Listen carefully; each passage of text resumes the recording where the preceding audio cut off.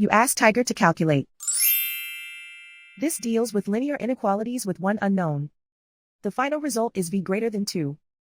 Let's solve it step by step. Group all constants on the right side of the inequality. Subtract 2 from both sides.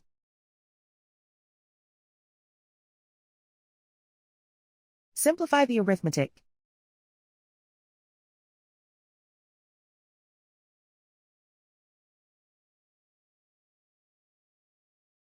Isolate the v.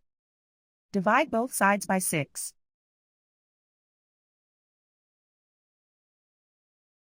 Simplify the fraction.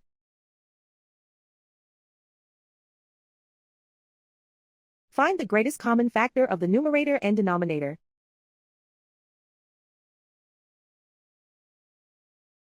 Factor out and cancel the greatest common factor.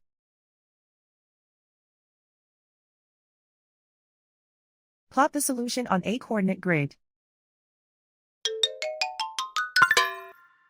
And so the final result is v greater than 2.